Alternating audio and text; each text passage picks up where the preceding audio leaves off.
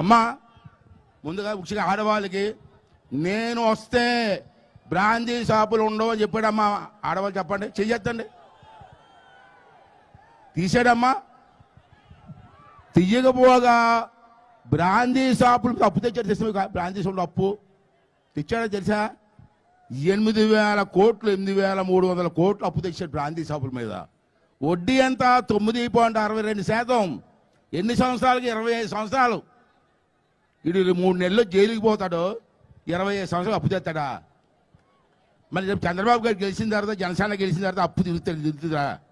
వీళ్ళు తీర్చాలా? ఏంటండి అన్యాయం? ఏంటండి బ్రాందీ షాపుల మీద అప్పు ఏంటండి? ఒకసారి అర్థం చేసుకోవాల్సిన అవసరం ఉంది సార్. రెండోది ఏంటంటే, మీ పొలాల చుట్టూ రాళ్ళు ఇస్తారండి, సర్వే రాళ్ళు ఉంటాయి కదా, సర్వే రాళ్ళు చుట్టూను ఉన్నాయా? దాని మీద కూడా ఇటు బొమ్మ, దిక్కుమాల బొమ్మ. ఆ సర్వే రాళ్ళ మీద కూడా ఇటు బొమ్మట. పెద్ద అందగాడు మరి ఇటు బొమ్మ ఉండాలా? అంటే ఇవన్నీ కూడా ఆలోచన చేయండి. ఈ రాష్ట్రాన్ని సర్వనాశనం చేశాడు, అప్పులు పాలు చేశాడు. సంవత్సరానికి 80,000 కోట్లు అప్పు వడ్డీ కట్టే పరిస్థితి తీసుకొచ్చాడు.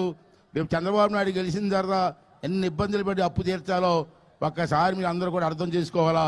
ఇటువంటి దుర్మార్గుడికి రాజకీయ సమాధి కట్టాలని చెప్పి ఈ సందర్భంలో మీ అందరికీ మనం చేస్తాను. సోదరులారా, టైం కూడా లేదు.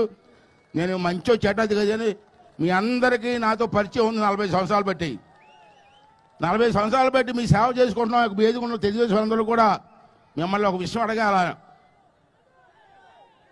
అడగమంటారా? సార్ కూడా ఉన్నారు కాబట్టి, పెద్ద ఉన్నారు కాబట్టి అడుగుతున్నాను.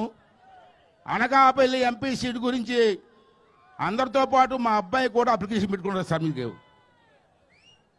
మీకు పెట్టుకున్నారు సార్. సార్ దగ్గర అప్లికేషన్ ఉంది, దాన్ని పరిశీలిస్తున్నారు.